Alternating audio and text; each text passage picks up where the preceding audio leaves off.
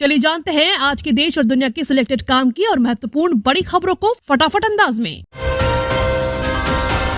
पाकिस्तानी हिंदुओं के लिए मोदी सरकार ने उठाया बड़ा कदम। पाकिस्तानी हिंदुओं की अस्थियों को अब भारत के हरिद्वार में विसर्जित किया जा सकेगा। नरेंद्र मोदी सरकार ने स्पॉन्सरशिप पॉलिसी में संशोधन किया है। संशोधन के बाद मृतक पाकिस्तानी हिंदुओं के परिवार के लोगों को 10 दिनों का ट्रैवल वीजा दिया जाएगा। पीएम मोदी के विजन का असर, भारत से होने लगा 45,000 करोड़ फोन का निर्यात। इलेक्ट्रॉनिक्स मैन्युफैक्चरिंग इकोसिस्टम को बढ़ावा देने के लिए सरकार देश में सभी आवश्यक उपाय करेगी और 2023 में मोबाइल फोन निर्माण से परे मैन्युफैक्चरिंग बेस को बढ़ावा देने पर विचार करेगी। 120 गुना खतरनाक कोरोना का नया वेरिएंट, चीन और अमेरिका मचा रहा तबाही, भारत में पहला केस मिला। बचेगी बिजली बचेगा तेल, जब हाई स्पीड में हाइड्रोजन से दौड़ेगी ये रेल। जर्मनी चीन के बाद भारत में भी तैयारी पूरी। हाइड्रोजन से चलने वाली यह प्रदूषण मुक्त ट्रेन एक बार में 1000 किलोमीटर की दूरी तय करती है। बढ़ते पॉल्यूशन से परेशान भारत के लिए हाइड्रोजन से चलने वाली ट्रेनें गेम चेंजर बन सकती हैं। केंद्रीय रेल मंत्री अश्विनी वैष्णव कह चुके हैं कि अगले 15 अगस्त तक भारत में हाइड्रोजन ट्रेन चलेंगी।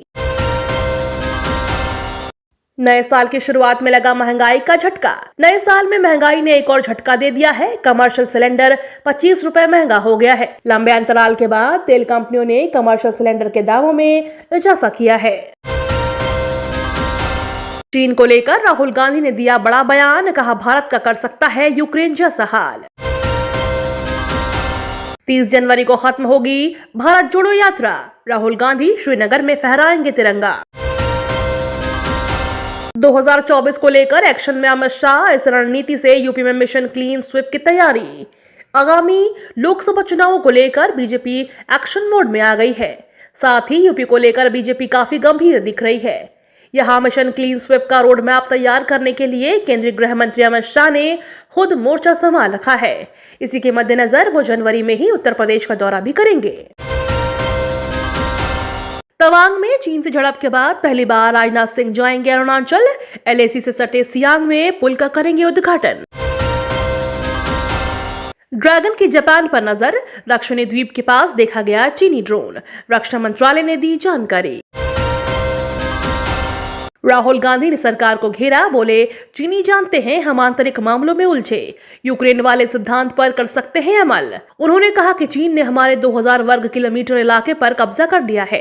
राहुल गांधी ने साथ ही में यह भी कहा कि चीन का मुकाबला पश्चिम के देश नहीं बल्कि भारत कर सकता है। कोरोना के कहर के बीच 10 से ज्यादा देशों ने चीनी यात्रियों के लिए लागू किया यात्रा प्रतिबंध। सुप्रीम कोर्ट से केंद्र सरकार को बड़ी राहत, कहा नोटबंदी पर सरकार का फैसला बिल्कुल सही। केंद्र सरकार ने 2016 में काले धन और भ्रष्टाचार पर रोक लगाने के लिए अचानक नोटबंदी का ऐलान किया था। आज सुप्रीम कोर्ट ने इसके खिलाफ सुनवाई हुई। सर्वोच्च न्यायालय में अलग अलग 58 याचिका दाखिल की गई थी। इसको सुप्रीम कोर्ट ने खारिज करते हुए सरकार को क्लीन चिट दी है। जज ने कहा कि नोटबंदी पर केंद्र सरकार का फैसला सही है और आर्थिक फैसले को पलटा नहीं जा सकता। अमृत मिशन के फंड से बिछाएंगे हरियाली, कम होगा प्रदूषण। केंद्र सरकार की अति महत्वाकांक्षी योजना में से एक अमृत मिशन योजना के लिए छत्तीसगढ़ को चयन किया गया है। केंद्र सरकार ने जलापूर्ति के साथ ही पर्यावरण संरक्षण की योजना भी बनाई है। इसके लिए इन शहरों में अब हरियाली बिछाने का निर्णय लिया है। बंजर उद्यानों को विकसित करने के अलावा नया उद्यान भी बनाए जा रहे हैं। प्रदेश के चुनिंदा 9 शहरों में 33 करोड़ रुपए खर्च कर हरियाली बिछाई जा रही है। साल 2022-23 में 7428 परिवारों को आवास देने की योगी सरकार की तैयारी, पात्रता के लिए सत्यापन शुरू। पुतिन दे रहे थे न्यू ईयर स्पीच, यूक्रेन ने गिराई मिसाइल, मारे गए सैकड़ों रूसी सैनिक। मंदी पर लगी मुहर, आईएमएफ चीफ ने कहा चीन और अमेरिका और यूरोप की इकोनॉमी 2023 में दुनिया के लिए खड़ी करेगी बड़ी परेशानी। पाक और अफगान सीमा पर सुरक्षा बढ़ाने के लिए फंडिंग करेगा अमेरिका, आतंकियों पर कसी जाएगी नकेल। ताइवान को लगातार धमकाने में जुटे चीन ने अमेरिका को सीधी दिखाई आंख, गुआम अड्डे के पास से गुजरा महाविनाशक युद्धपोत। ठंड से राहत नहीं, ठिठुरन जारी। आज न्यूनतम तापमान 6 डिग्री सेल्सियस दर्ज किया गया। अधिकतम तापमान 19 डिग्री रह सकता है। वहीं भारत के अधिकांश हिस्सों में ठंड की स्थिति बनी हुई है। डेली ऐसे ही खबरों से अपडेट रहने के लिए चैनल को सब्सक्राइब करके बेल आइकन को दबाना बिल्कुल ना भूलें।